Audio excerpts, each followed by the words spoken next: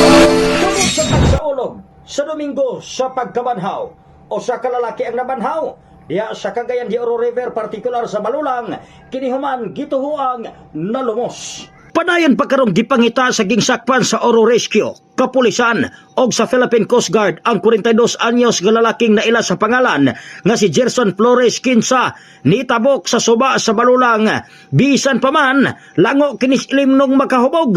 Matod pas ing igsoon nga si Mirasol Flores nga nagsaulog sila sa Domingo sa pagkabanhaw gikan pas buntag og dunay gamay nga hikay-hikay sa ilang Piroy anan og dunay inom-inom apan ang iyang igsoon pagkahubog na kalit lang kining nitabok sa suba hinungdan nga kini nabanhaw.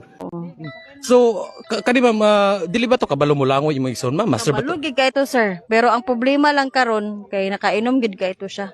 Buntag pa sayo. So nakabantay ka kanina nga nag-inom na to siya gani Oo, buntag. sa balay to sila kay nag-celebrate lagi kay pagkabanhaw. Oo, pagkabanhaw. Oo. Karon pa ba ni nagibuhat ma'am nga nahubog siya niya naglangoy-langoy dire? Di ka pila na gina kay mo ginaya ang Tripping. oo, kung mahubog siya mutabok na siya kay naman ko igsuon nga naa diya sa Biasong. Mo na yan tabukon gid perwinti na kaupat gid ni karon sir nga nahitabo unya kay naamo gid naka witness nga wala gid siya nito nga. Mao lang gid na karon.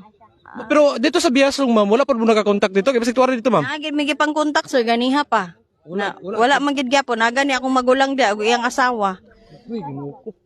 Asa naman gid. So amin yun na po di si Sir Gerson, sa apelido Ulitaw ma'am? pa to sir, Gerson Flores. Ulitaw pa to. Pila edad niya ma'am? 42. 42 years. Ang tipik sa mga pamahayag ni Mirasol Flores, igsoon sa biktima, kinsa naglaom sila nga makita pa ang biktima, patay man o buhi. Gikan nini sa Cagayan de Oro City, ako si K5, Rikim Sulita, para sa kampyon sa balita serbisyo publiko o kalingawan sa Cagayan de Oro, K5 News FM.